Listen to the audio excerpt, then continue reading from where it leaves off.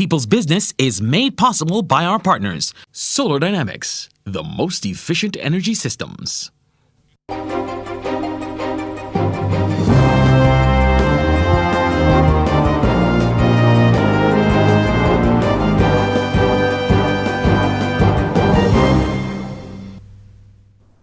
Good evening and welcome to the People's Business. I'm Wendy Burke. This evening we are talking mental health crisis opportunities. To help me, I have a varied panel. Dr. Joy Sue, a member of the Barbados Association of Psychiatrists, Ms. Mary Bostic, the Vice President of the Barbados Association of Professional Social Workers, Kadija Cox, a mental health nurse, and Mr. Nicholas Roberts, the President of the Human Resource Management Association.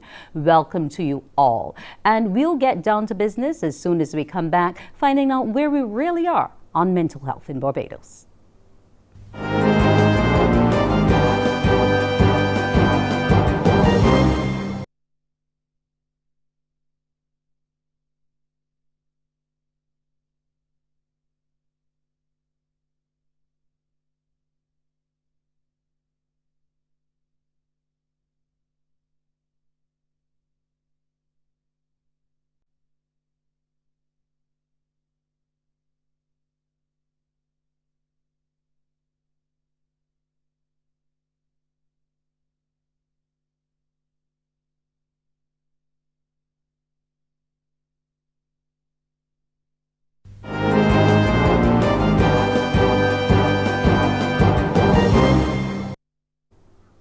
And we're back. We're talking about crisis opportunities in mental health. I'll go first to Dr. Joy Sue, from the Barbados Association of Psychiatrists.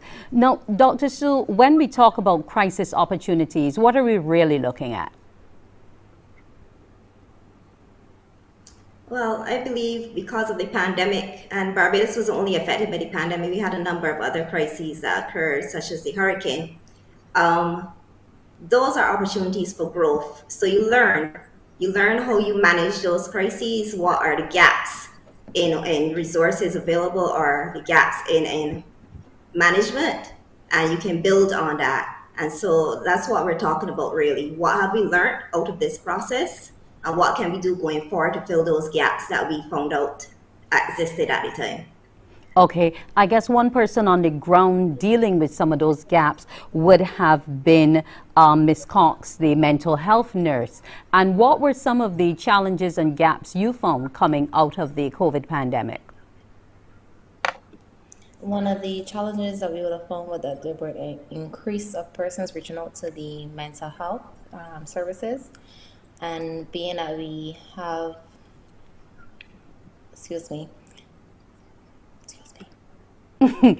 Okay, just tell me in terms of the outreach, like what level of resilience has been built? You know, you had more people reaching out, but were you able to put the necessary manpower in place to be able to handle all of those requests? Okay, but there would have been an increase of persons reaching out, adults. There would have been parents reaching out for help for the children. And because of this, there would have been schools, when the school settings started back, when teachers picked up alarming behaviors with the students, that they would refer them to the institution. And being able to give timely and meaningful intervention had posed a challenge because of the shortage of staff and resources. Okay, now I don't know, Nicholas, in terms of the work setting, what did you notice were some of the crises, or rather your membership noticed within the workforce in terms of mental health during the COVID pandemic? A lot of our members, in terms of our HR practitioners and the organizations that they work for, they had to ramp up their employee assistance programs in terms of having those mental health practitioners, working with them rather, to have them ready to assist the employees within the organizations. I think a huge gap also, yes, because we as HR practitioners focus on helping our employees and helping our leaders get through crises of different sorts.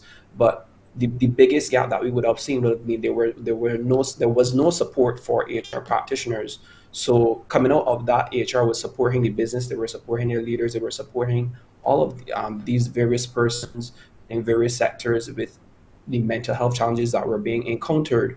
But HR practitioners behind the scenes were also suffering from their own mental health challenges and their mental health issues because they did not have anyone to lean on and to provide that support.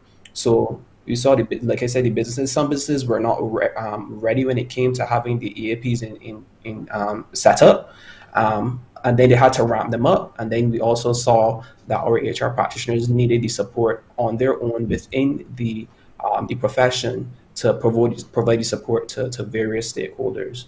Okay, one of the major stakeholders in this would have been the family. And Ms. Bostic, in terms of you as social workers, what were some of the coping challenges that you found for the family unit? Well, good afternoon, everyone. The family is very complicated. Some people speak with their family members every day, while others are distinct. So when problems arise in the family or relationships with loved ones were rocky, it can worsen a person's mental health. And for some people, good mental health and family support go hand in hand. Therefore, the family can be a source of strength. People with strong family support cope relatively well, better than those without support. So one can be fostered. So firstly, there must be clear communication. Then there must be empathy for the person and the family. We're expecting them not to be judgmental, to listen to what the person have to say. Let them express their feeling, respect them, and listen to any concerns that the person would have shared. Okay, now a lot of that sharing would have been done with you, Dr. Sue, because whilst Ms. Bostic would have dealt with them at the social work level, there would have been some issues that just routine counseling would not have assisted with. Yes, that is true. From the psychiatric point of view, we've been seeing a lot of persons now who are presenting with depression or anxiety disorders. And I think that has been true for the entire Latin America and Caribbean bloc, that has been increasing since COVID-19. And that requires more intervention, counseling, sometimes medication, or both. So that is a big issue here, as well as when you're talking about family, because there were a lot of things that happened that would affect families. So there was unemployment increasing, poverty increasing, and there was an increase in violence too. So things like domestic violence, child abuse were on the increase when persons were in lockdowns or persons were in quarantine. You had family units being forced to spend a lot of time together. And some of those families, as Ms. Bostic would say, some were close-knit families and maybe that was okay for them. But some of them may have been families that have a lot of conflict. So that would have increased the amount of conflict or the severity of the conflict that was going on as well. And out of that, take that along with the fact that there were a lot of closures of the schools. So there was a switch to online schooling for quite a long time. What we saw is a lot of children now presenting with problems. So those kids too also need a greater level of intervention. Okay, now in terms of this depression and anxiety, was there any demographic weighing in heavier than the other? Were there any factors that we could pinpoint, especially in terms of the children, to identify that these were some of the mental health issues they were facing? Well, the children mostly were presenting with a lot of suicidal ideation or suicidal behaviors. We had an increase in that, I think, both at the psychiatric hospital, the emergency unit there, which is called the assessment unit, and I believe QBH was reporting that as well. And that was not just children, but youth, so about 12 to 24 age group was where we were seeing that. Women were also presenting disproportionately with depression, but that's not something new because women tend to have more depression than males. And also it's about health-seeking behavior. So sometimes males are affected, but they don't seek the assistance. So that was something that we were trying to promote and do health promotion to improve as well, which was the health-seeking behavior of males, because when it comes to completed suicides, usually it is disproportionately males who do that. So that's where a lot of the health promotion activities would have focused. Okay, if I can get Mr. Roberts back in here in terms of the workplace setting and what Dr. Sue has just outlined for us in terms of men not presenting, was that something you found, that a number of them were afraid to ask for the help? So, from where you sat, no. So I worked at that point in time at the height of COVID. I was working for an organization, and it had a very high population of men within the workforce. And yes, men sometimes are more hesitant or reluctant to come forward and say that they're facing challenges, whether it be mental health or whatever the case may be.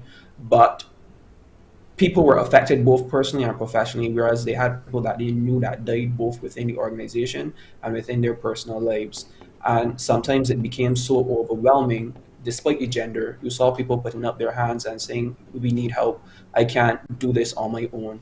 So whether it was that there were group sessions or there were one-on-one sessions that were being facilitated, from where I sat, and even speaking to even my colleagues and my fellow HR practitioners and even my friends, I don't think that necessarily men were not stepping forward and saying they need that help. Once again, they would not be to the forefront or saying as quickly as a woman might. But I think men were definitely saying, you know what, I'm having some challenges and I need some assistance. Okay, what was your experience, Ms. Cox, in terms of the gender presentations to deal with these issues in the community? Well, I found most women reported to the assessment unit seeking help than men. Okay. But men did reach out at times, but it was more so women than men. Okay, and for those who may not know, where is the assessment unit and how do you come to get services through that unit? The assessment unit is located at the psychiatric hospital, and you can assess the services. We're open 24 hours a day for emergency purposes. You can get in contact with us by calling the number 536-3091. That is the direct number to the assessment unit, and that is to report any complaints or to give us an update of your situation, and if you need to come to guide you accordingly, if you need to come into the hall, or if we can send someone to assess you. Okay, if I can go to Ms. Bostic now in terms of people helping you, and you all as social workers exist within a community structure. How much work were you doing on the ground in terms of encouraging the members of your organization to assist those who may not have wanted to come forward boldly, but to give them words of encouragement to deal with some of these crises that we're presenting? Basically what the social workers did, the social workers, they were retrained, they were retooled, they saw that there was a need. So the president of the association, she advocated for the social workers to be trained in psychological social work. There was also a course that was created at community college to assist the social workers so that when they go into the field that they would be better trained in dealing with the crises. Okay, so this truly was a big matter. We have a caller on the line. Good evening to you. Good evening. Go right ahead with your question.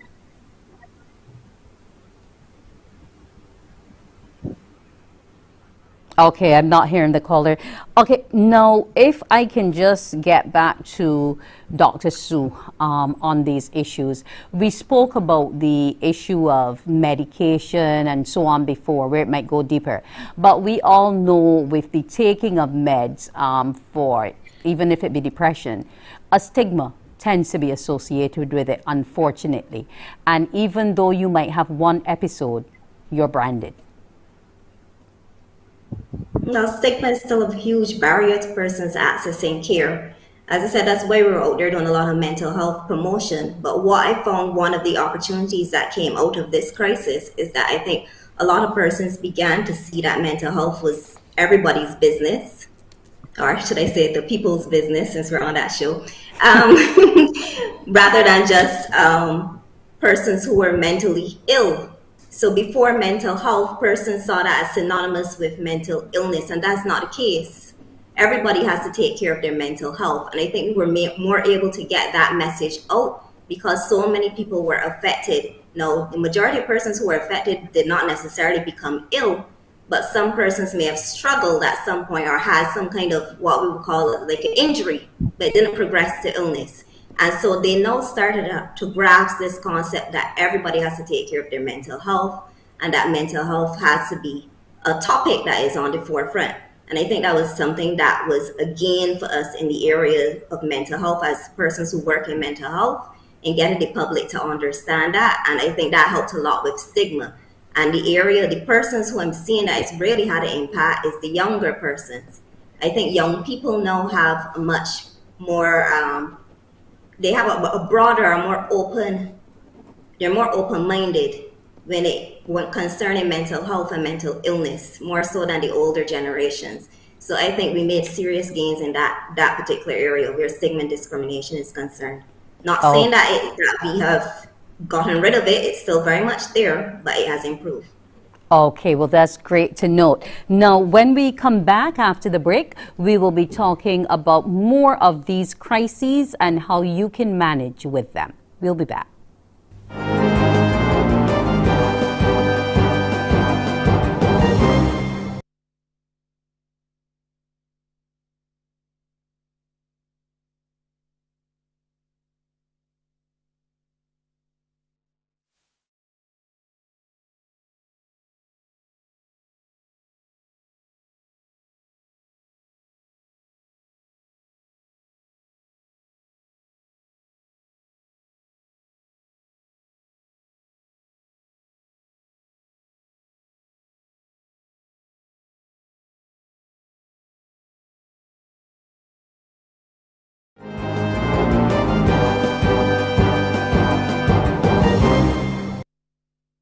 And we're back. We're talking mental health crisis opportunities. Our call number is 228-5562, 228-5563.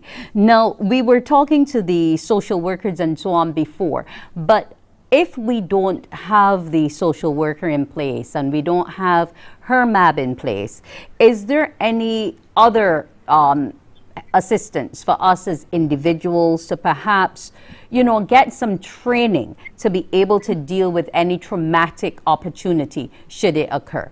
Are there training resources for the layman?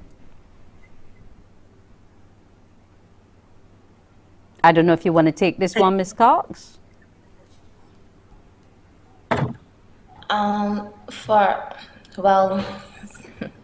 What lessons we can repeat your question for me, please? No, I was asking if, with the absence of the social worker and the psychiatrist, are there any opportunities out there for a layman to go and train to be able to better understand mental health issues, especially in a crisis? Okay, well, we have the polyclinics to offer teaching programs. There is a psychiatric clinic in a few of the polyclinics that clients, persons can go to be more aware. There's also the developing our own coping strategies to assist us with dealing and coping with future stressors. We need to be able to identify the warning signs that whether it be changes in our mood, our behavior, our thoughts. We need to be able to be more self-aware of that. We need to recognize our internal coping strategies and our external coping strategies. With our internal coping strategies, we need to be able to embrace our mistakes because we know perfection limits our ability to learn and grow. So we embrace our mistakes. We be a little bit more gentle with ourselves and acknowledge this as a learning opportunity. And we are going to then look at our external coping strategies, which would be as it relates to relaxation therapy, taking a walk on the beach, exercising, which we did a lot during the pandemic. We also, persons went into pursuing degrees, which kept them engaged and also provided extra vision. for them, providing a mission and a sense of self-satisfaction and boosting self-esteem. So there are things that we can do on our own, and then we need to answer ourselves a few questions like, who can I ask for help? Who are the few persons or the social setting that would provide that distraction for me? And who are the professional agencies that I can contact when I'm experiencing a crisis? Okay, I'm glad you mentioned the issue of engagement in education to help to find another outlet to deal with the stress you might be going through by having to focus on that. But studying also presents as a stressor for many. And individuals who are high performing, Dr. Sue, once they stop being at that level, tend to have a bit of a meltdown. Sometimes it gets a bit serious and they begin to self-harm. They begin to, do a number of different things because of this shift in their normal high performance levels. Yes, that can happen. Persons, as I said, because of the switch to online schooling, some persons didn't cope very well with that. They were accustomed to having a level of interaction with the teachers that would have changed during online school. So the access may not have been the same at all schools to the teachers because of the online environment. So for some children, that was concerning, and that would have been a trigger for them developing mental health concerns. Other children with specific problems, for instance, there were some children who have ADHD. They didn't do so well in the online environment either, because even sitting in normal face-to-face class can be a challenge for them, maintaining their concentration, their attention span for long periods.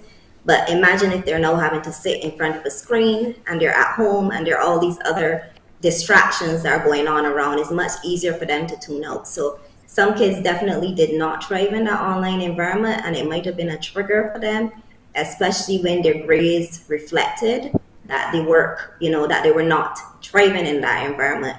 So yes, that could have been a trigger for some children having problems. And then the other trigger is, no, having been in the online environment for so long, you're going back into face-to-face. We have a generation of kids who never had done face-to-face and would have gone back into face-to-face for the first time. So now you're faced with a classroom of children instead of being by yourself, in a class where there's a lot of other kids, a lot of other behaviors going on that you now have to learn to cope with. So those two things could have been triggers, both of the things, switching to online and then going back to face-to-face if you had never experienced face-to-face before. Okay. Remember, our call number is 228-5562, 228-5563. I want to go back to Mr. Roberts now and the impact which children's performance was having on employees within the workforce. Most parents are concerned about their children's academic performance, general behavior, etc. What did you find in terms of the impact of the children's online schooling on the well-being of their parents in the workforce?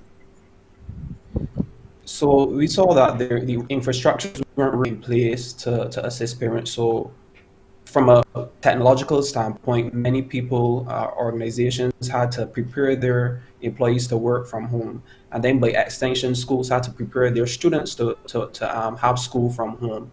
That was a double fold in terms of the impact that it had on those parents, because one, they had to do their jobs while still being parents. Especially too in instances too, I think parents saw what it is that teachers really go through, because even when I had colleagues that were doing it for the first time, in terms of they had to be doing their work and they literally would have their workstation and sometimes they would have their children next to them. It was very, very hard in the initial stages for them to cope and for them to get their work done, because imagine you're trying to be on a meeting and then you still have your child next to you, and even in instances some people had multiple children. You have your child or your children next to you having their classes going on, and you are playing the role of employee, parent, and teacher, three roles in one.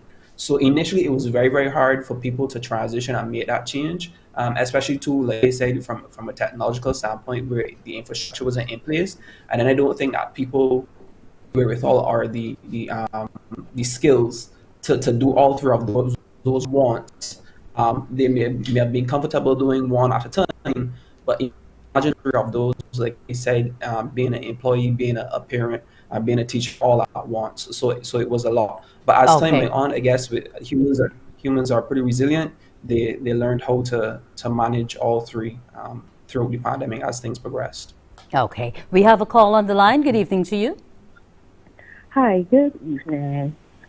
My question is, what are internal coping strategies? Because I heard the external coping strategies being defined and explained, but just wondered what would be termed internal coping strategies. Okay. Well, Do you the want to internal coping, go ahead? the internal coping strategies would be thought patterns that we repeat in our heads.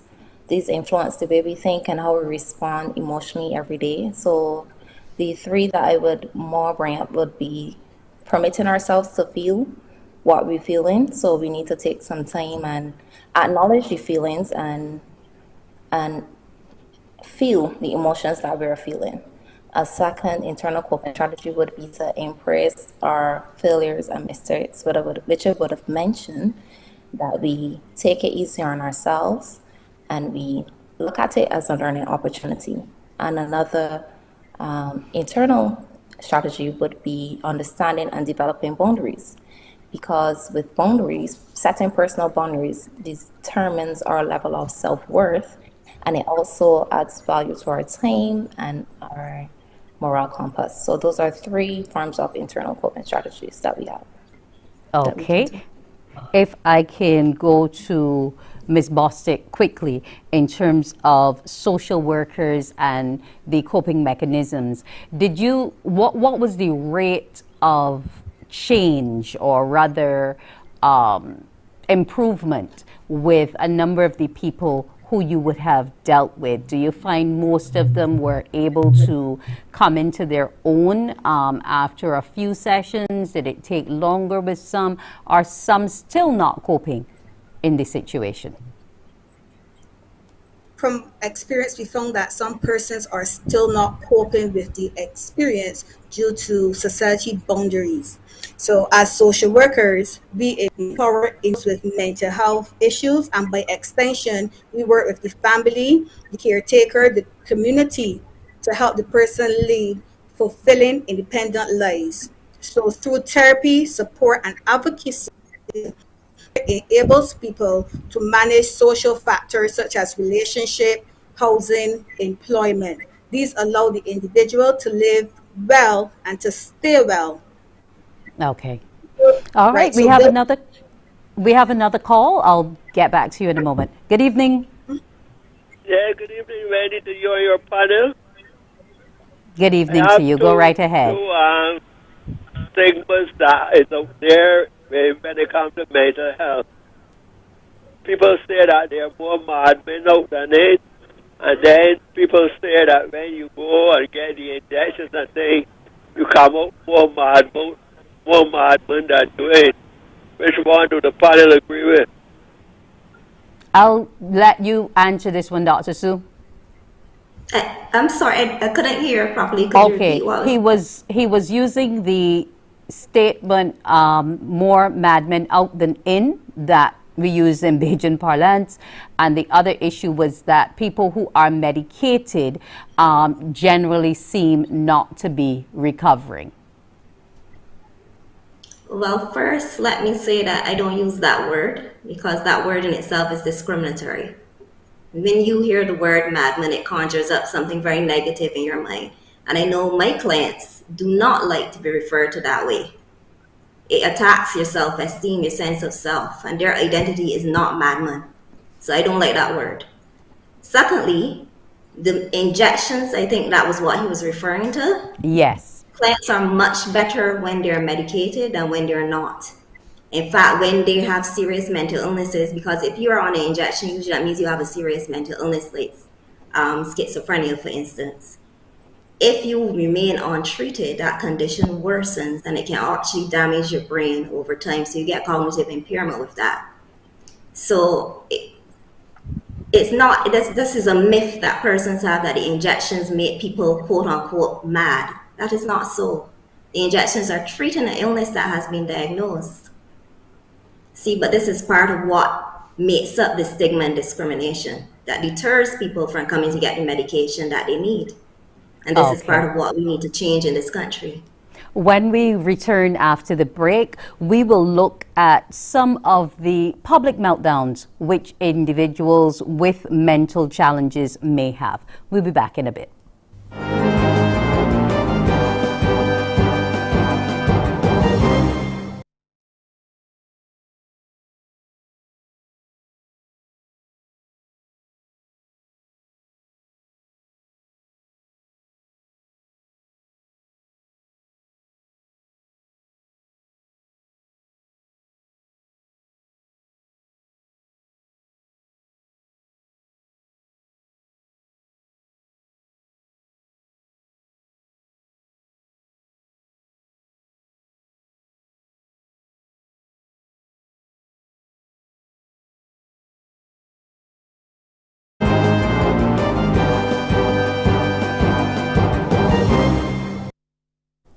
We're back and we're going to go straight to the phone lines. Good evening to you. Good evening. Yes. Go ahead with your question. Well, it's not really a question. I was suffering with depression for 25 years. This happened from maybe at the age of, I guess, 15 onward.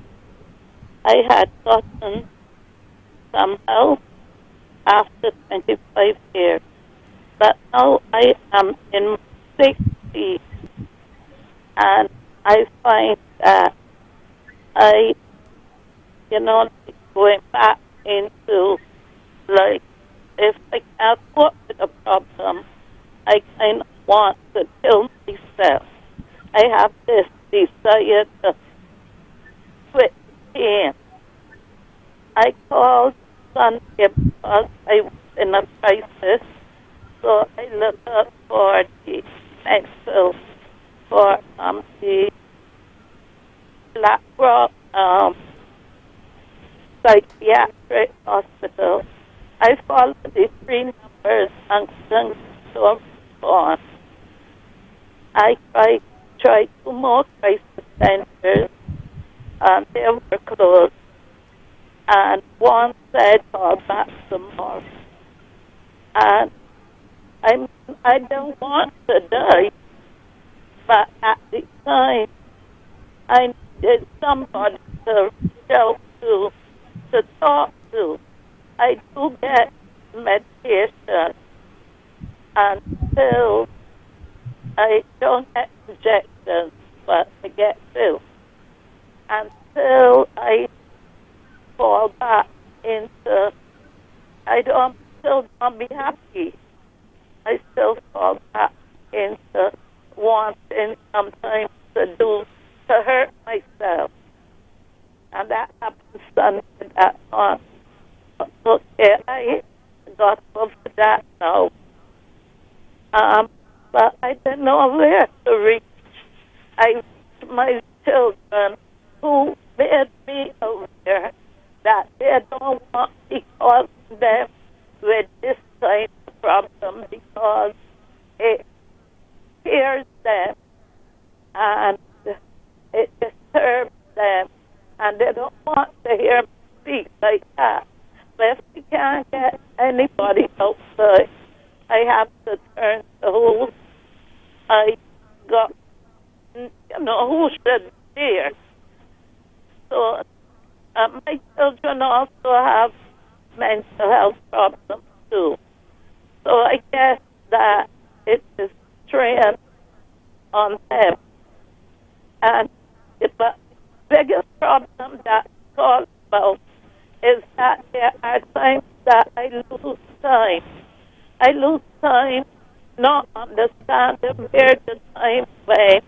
And my husband would tell me that I was in baby stage, which I was sucking my finger, thinking he is daddy. And for maybe 10 minutes, I would be I would be in this baby stage. And I thought to my doctor. Okay. Dr. Sue, I believe the individual is saying to us that they have had mental health challenges since the age of 15. There are times like they feel there's no one to reach out to. Their children also have a few challenges. And one of the things they're reporting is that they had called an institution and were told to call back. Now, before Ms. Cox would have told us it's a 24-hour situation. But what do you do in a situation like that to be able to assist an entire family who have problems coping with illness? Well, it's going to depend on the level of problems that the clients are having. Certainly in this client's case, it sounds as if she should have gone to the assessment unit. Ms. Cox, as you said, it would have been it's open 24 hours, so you can access care there at any time of day or night. So I am sorry that this would have happened to this lady. I believe she's speaking about some of the other hotlines, and I would have spoken about recognizing gaps. We had a gap. We didn't really have a mental health crisis hotline. We had other hotlines, like for the professionals, women. They were running a hotline which certainly deals with mental health concerns as well, but that was not the original purpose of it. That's BPW. But then CASA, they started a mental health hotline. The problem is because of lack of resources, their mental health hotline is not open. It is not available 24 hours. But in this case, as I said, you would have to see what levels of problems the family members have. Probably do, in my case, because I am a community psychiatrist, I probably would have done a home visit to this client, because it also sounds as if she may have problems in terms of transportation or getting out to seek the help. So I would have probably done a home visit and have done an assessment to see what the family needs were first, and then proceed from there. But certainly we do offer things like family therapy and group interventions of that need, but it may be that each of these persons need their own individual care. You wouldn't know that unless you do a needs assessment at the beginning. Okay, now I said I wanted to talk about the public displays of individuals' inabilities to cope, and I want to throw this to Ms. Cox and Ms. Bostic. We have various scenarios playing out where the police might have to be called in because an individual acts up in a community, and you know, the first thing that people say is call the police, call the mental van. That's unfortunately a term that we use within the Barbadian scheme of things. How can I, as a neighbor to someone who I know has been diagnosed with bipolarism, schizophrenia, whatever, what should be my first line of handling this particular situation in public? First, let me correct. There's no mental van. That's of the past. If you're a neighbor and you recognize that you're someone close is experiencing a psychotic break, you're not a family and you are close with the family, I would recommend that you reach out to family members and inform them that you realize a change in the client's or the person's behavior, or you notice something different. If you're not getting anything there, you can call the hospital, who would take the complaint, which is at the same assessment unit, the number that I would have provided before, where we would take the complaint, and if needed, we would send out a community mental health nurse to make the assessment. If needed to be admitted, the community nurse would then get the police escort to accompany them and the client to the institution to be admitted, or the community mental health nurse could just give care if needed, not needed to be seen by a doctor at that point, and leave the client at home. Okay, and what about you, Miss Bostic? Say we had a child that decides, I don't want to live anymore, and it decides to go up on the rooftop of, say, a school that he or she may be in. What are some of the things that that principal, other students close to the person, how can they intervene? The principal can intervene, like Ms. Scott said. They can also call the psychiatric hospital, or they can reach out to child guidance clinic that provides care for children. And there's also the Thrive unit at the psychiatric hospital, which Ms. Scott or Dr. Sude can explain more about. For the association, we also have a hotline for children. Faith Marshall Harris Sandy Lane Trust is a hotline that persons can call. Either the child, relatives, anyone can call and the social worker, they will go out and do an assessment. And based on the assessment, then the child will be referred to or seen by whichever specialist is deemed fit for that child. Okay, so we have avenues to go to. We have a caller. Good evening to you. Good evening. I calling a family member because when them go to the psychiatrist, they always don't get a proper thing. Always complaining when they come back home that how they get beat up and things like that. So I just want better for them.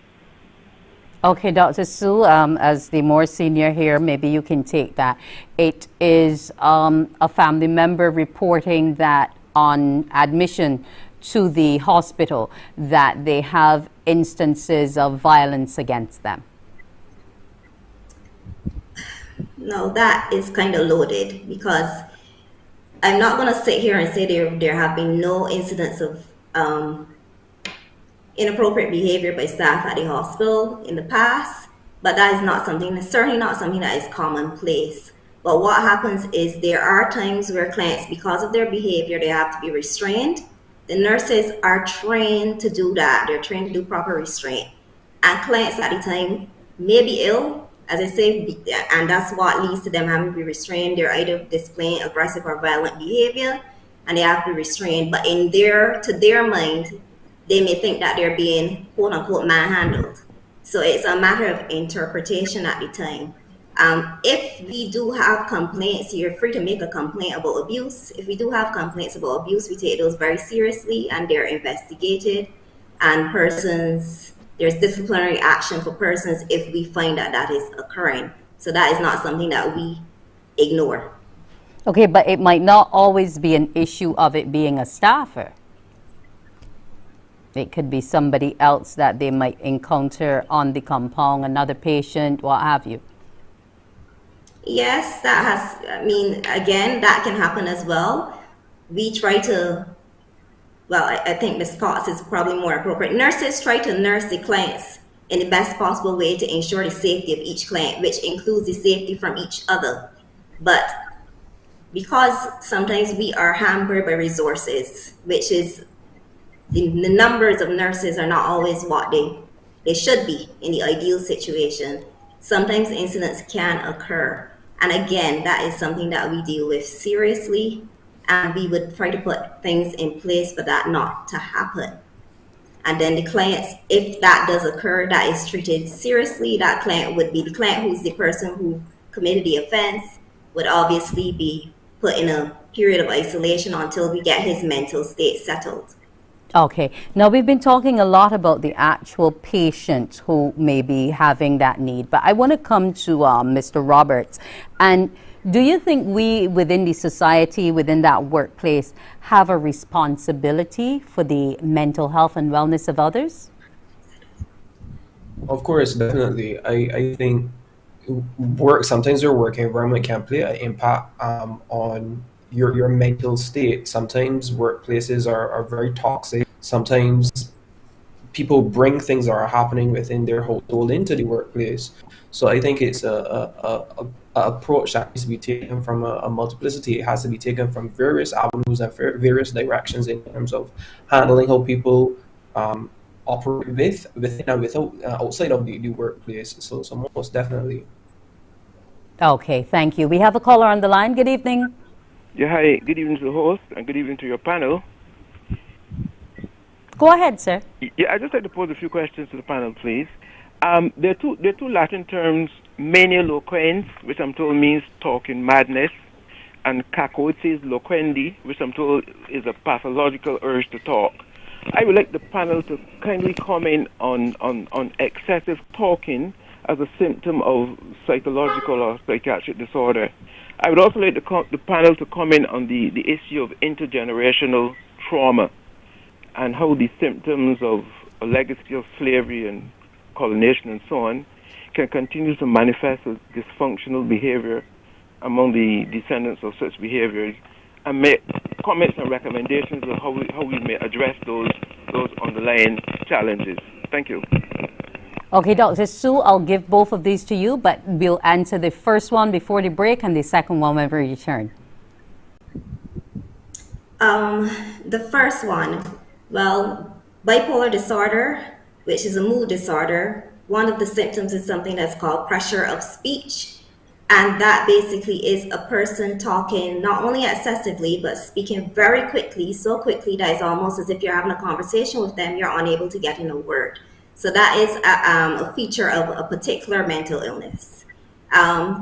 Persons with other mental illnesses or persons who are psychotic may also talk excessively, but it may not be the excessive talk that clues you into them having a psychotic break. It might be content of the talk or the manner in which they speak. So they may be having very disorganized speech, going from one topic to a completely unrelated thing, or going off on a tangent, putting in a lot of information that's not necessary, which is called circumstantiality. So there are different speech patterns that clue you into the fact that a person is experiencing a mental health challenge.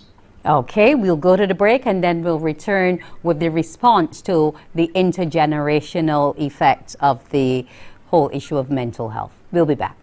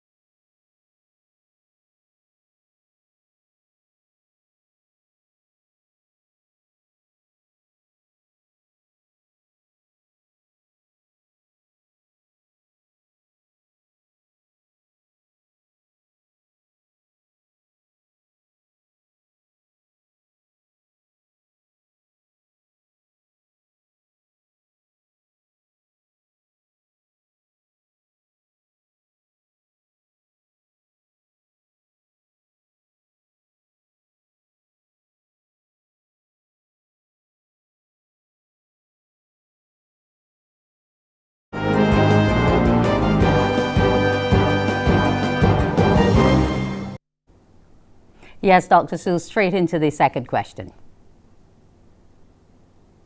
That the caller asked that question because I'm in the midst of doing a trauma course now, and that is actually one of the topics. So there is a case for intergenerational trauma or cumulative trauma that occurs over time or through history. And I think that we see a lot of the fallout from that, especially if you take the caller mentioned slavery. So for Black persons who have the legacy of our ancestors being enslaved, we can still see some of the effects now, and it's still causing ongoing trauma now. So you have the situation of ongoing racism or systemic racism. You also have colorism within our own race, which is something that has come out of racism. So yes, there are ongoing effects, and that can have serious effects on persons' mental health as well. How do we address this? Well, first we have to start having open conversations about it. We have to offer therapy to persons, recognize that this is a part of the person's problem to begin with, and then have open conversations and therapy that is culture-based. So it's very difficult to provide a person with appropriate psychotherapy if you don't have a good understanding of that person's cultural background. It has to be culture based. So a lot of these psychotherapy, newer therapies that are coming out focus on that now. So for instance, for persons, indigenous persons, they have their own therapies that are recommended for them, which take into account their own belief systems. I think one of the legacies of slavery is that we have kind of been forced to adopt belief systems of other persons, which may not be sensitive to our own thinking. So all of that you have to take into consideration. But this is by no means a simple topic to address that the caller has asked. So I think I will leave it there. Okay. Now, what I want to get each member to sound off on is, what is your one key aspect of being able to improve the mental health services that are provided? And I'm going to begin with you, Miss Bostic. One of our main aspects is advocating for the patients. So the social workers, we do a lot of advocacy on behalf of persons with mental health illness, in terms of if persons are able to return to work after they have an episode where they can earn and sustain their standard of living, if they can return to their community, return to their home environment, and if they can foster healthy relationship. These factors help to contribute to persons' well-being. Therefore, these are some things that the social worker will advocate for on behalf of the clients. Okay, over to you now, Mr. Roberts. What's the one thing you would like to see improved in terms of mental health services? I think the various organizations that HR practitioners work alongside, in terms of whether it be the Nurses Association, the Mental Health Associations, whatever the case may be, I think they have provided very good support throughout the last 2.5 years in terms of the COVID pandemic. So I just think in terms of the accessibility, whether it is from an organizational standpoint or on an individual basis, the accessibility can be improved going forward. I think those gaps were mentioned through tonight's segment, so I think they've been started to be filled, but definitely those areas can continue to be improved upon. Okay, Ms. Cox. For me, I would like to see the increase in resources as it relates to staff and the multidisciplinary team, so that we could offer the quality care for the clients that are needed. Okay, and you, Dr. Sue? Well, as a community-based psychiatrist, I don't want my focus to only be on mental illness. By the time the person is mentally ill, sometimes you're treating them, but I would like my focus to be more on promotion or prevention, which is the way that things are going in psychiatry now.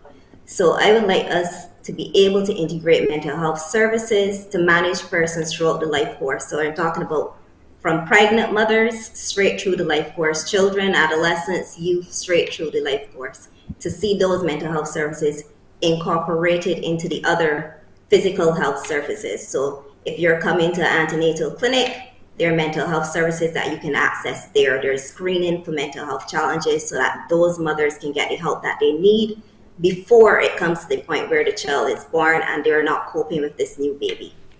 So that's what I would like to see going forward.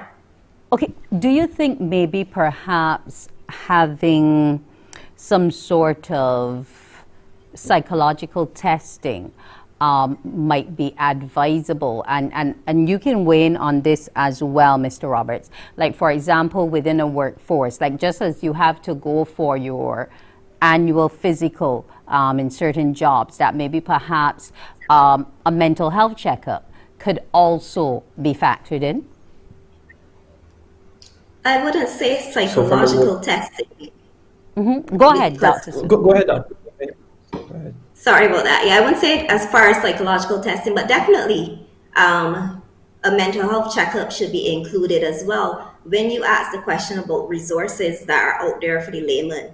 So right now we are the psychiatric hospital with the assistance of PAHO. One of my colleagues, Dr. Kadija Duglin, is doing a number of sessions for psychological first aid with different groups in the community. And that's going on to allow persons, layman persons, and different professional persons to be able to help in managing disasters if they occur. But there's also something called mental health first aid, which is for companies, businesses, to have someone in the company who's a mental health first aider, who has a good knowledge or background of mental illnesses, and then knows what to do if they see problems within an employee. So yes, I think that the same way how employees may have to have a physical, maybe they should be having an annual mental health check as well. As I said, I won't go so far as psychological testing. That would not be wouldn't be appropriate. But yes. Okay. And if is we this do something things like that, we would decrease stigma. Yes. And is this something that HERMAB would support, Mr. Roberts? The idea of having one mental health first aider on board and, checking up on employees with regularity? Definitely, we would have that in place. Anything that is there to promote the wellness of employees, we definitely would support. But I think Dr. Sue touched on it in terms of the appropriateness, especially from the legislation needs to be in place and the labor laws, because you have to be very careful when it is that you're sending employees for any type of physical examination, whether it be mental or physical, that there is the way that the information is accessed and stored. That is one aspect of it. And then in terms of there needs to be a reason or a cause that you're having employees do these type of examinations, because you don't want it to be a case that people feel as if they're going to be discriminated against or anything like that. So in terms of a psychological examination, there needs to be cause for a HR practitioner or organization to ask their employees to have that assessment done. But anything that promotes the wellness of an employee, whether it be mental or physical, HERMAB is there to support once there is the frameworks and the policies and procedures within organizations to promote those type of things. Okay, and my final question, because time is running out on us, will go to Ms. Cox. Now, we were talking about the crisis of COVID. We are soon coming upon the hurricane season. That's also a time when, individuals might likely be crammed into one space together. What are some of the exercises we can do as individuals, help we can reach out for now in preparing us to cope with the future crisis? Well, some of the exercises we can do is relaxation techniques. We could do music therapy, and some of the places that we could reach out would be to the polyclinics right now. If you're finding that you're feeling a little stressed, you could see the polyclinics. They would guide you accordingly or advise you accordingly and refer you accordingly to the appropriate places that you need in preparation for these crises. Okay, now we know that there are places we can go, we know the people we can see. We've met with our social workers, our community health practitioners, mental health practitioners, and also with our psychiatrists. And I want to thank you, our panel, for joining us tonight for this informative session. And here's hoping that you can get those resources you need so that mental health is no longer stigmatized, and we can accept that there are things which pressure us all, and it's something that we can handle. Thank you once again for joining us. This has been The People's Business. I'm Wendy Burke.